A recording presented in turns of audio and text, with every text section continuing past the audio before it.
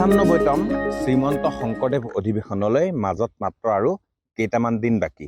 এই মুহূৰ্তত মই বৰ্তমান উপস্থিত আছোঁ শোণিতপুৰ জিলাৰ জামুগুৰিহাটৰ বিষ্ণুজ্যোতি সমন্বয় ক্ষেত্ৰত। আৰু এই জামুগুৰিহাটৰ বিষ্ণুজ্যোতি সমন্বয় ক্ষেত্ৰতেই অনুষ্ঠিত হ'ব তিনিদিনীয়াকৈ শ্ৰীমন্ত শংকৰদেৱ সংঘৰ মূল অধিৱেশন। আৰু এই মুহূৰ্তত মোৰ লগত কেমেৰা পাৰ্চন ৰাজ আছে। ৰাজে ইয়াৰ সামগ্ৰিক দৃশ্য কিছু দেখুৱাইছে। আৰু এই বৃহৎ পথাৰখনত আচলতে বিষ্ণুজ্যোতি সমন্বয় ক্ষেত্ৰৰ বৃহৎ পথাৰখনত এটা অস্থায়ী নামঘৰ প্ৰতিষ্ঠা কৰাত ইয়াত কিছু সংখ্যক লোকে ব্যস্ত হৈ পৰিছে।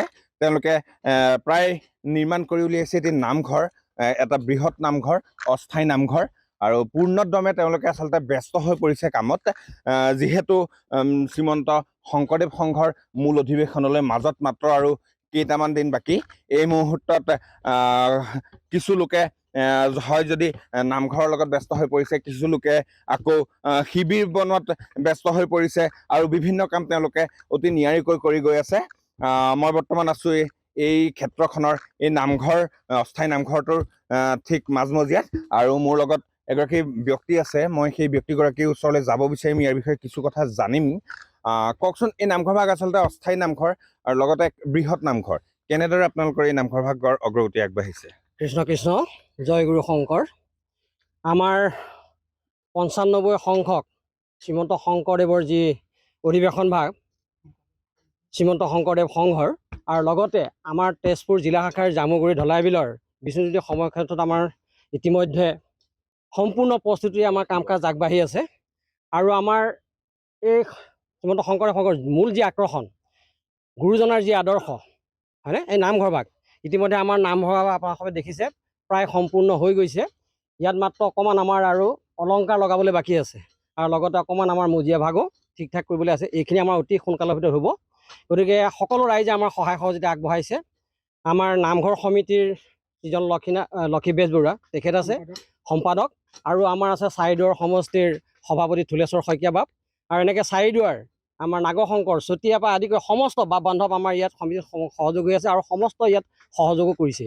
গতিকে তেনেদৰে আমাৰ এই নামঘৰ ভাগ ইতিমধ্যে প্ৰস্তুত হৈছেগৈ। গতিকে আমি আশা কৰিছোঁ ৰাইজৰ যি আশীৰ্বাদ, সেই আশীৰ্বাদ আমি পাবৰ কাৰণে, ৰাইজৰ পদজোলা পাবৰ কাৰণে আমি অতি আগ্ৰহেৰে বাট চাই আছোঁ তেজপুৰবাসী। গতিকে প্ৰভু ভগৱন্তে আমাক কৃপা কৰক, আৰু গুৰুজনাৰ আদৰ্শৰে আমি ঐক্যৰ ভাতৃত্ববোধৰে যাতে আগবাঢ়ি যাব পাৰোঁ, তাৰে আমাৰ লক্ষ্য, তাৰে আমাৰ উদ্দেশ্য।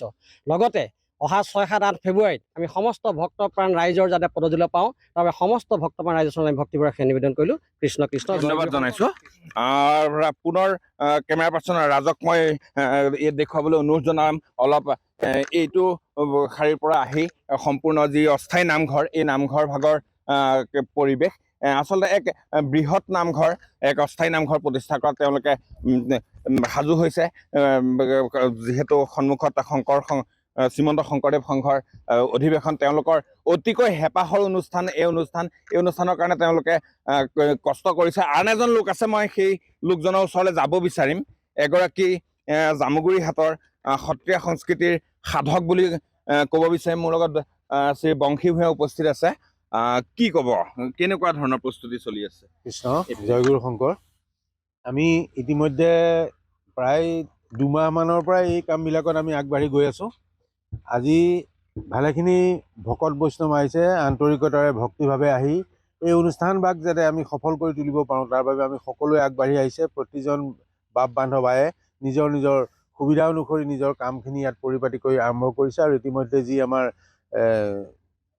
যিটো আমাৰ ছিষ্টেমত বস্তুবিলাক বনোৱা হৈছে, যিখন নক্সা আকৃতি কৰি দিছে, সেই নক্সামতে বিভিন্ন শিতানত মানুহবিলাকে কাম বন কৰি আহিছে।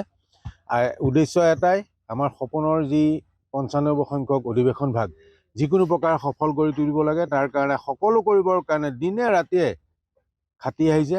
আৰ্থিকভাৱেও সকলোৱে সহায় সহযোগিতা আগবঢ়াইছে।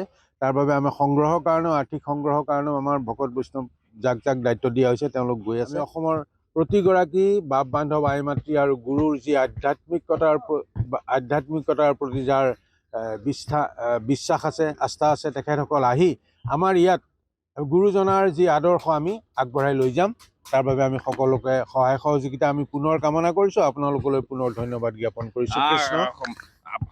সমস্ত বাই আইসকলক আদৰিবলৈ সম্পূৰ্ণ সাজু সম্পূৰ্ণ হৈছে আমি সাজু হৈছোঁ। এতিয়া এটা দেখা পাইছো যে বিভিন্ন ধৰণৰ হৰিনাম হয়। গায়ো আপোনালোকে ফূৰ্তি ফাৰ্তা হয়, হয়, কৰি আছে কৰি এইটো আছোঁ। যদি শুনিম আমি আমি এই আমাৰ অধিৱেশনৰ এটা নাম আমি গাইছিলোঁ একভাগে আকৌ গাই দিওঁ ৯৫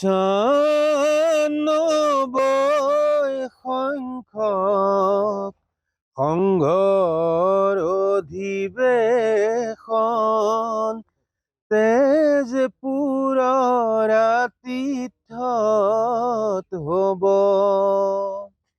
ভকত সবাহিব সবেও মিলিব লব সবে হৰি গুণনাম তেজপুৰ হ'বগৈ বৈকুণ্ঠ ধাম ঐ তেজপুৰ হ'বগৈ বৈকুণ্ঠ ধাম শ্ৰীমন্ত শংকৰদেৱ সংঘ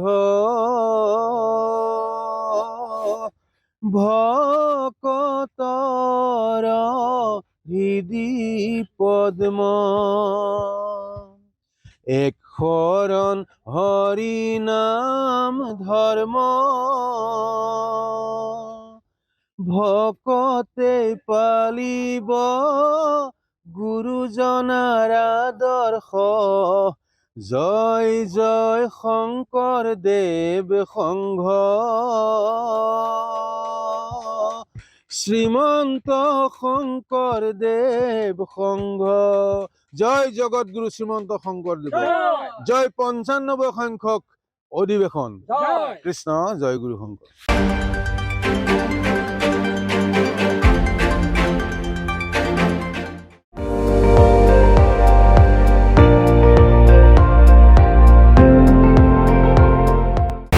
আপুনি চাই আছে ND24 সৰ্বশ্ৰেষ্ঠ নহয় সৰ্বোত্তমৰ দৌৰত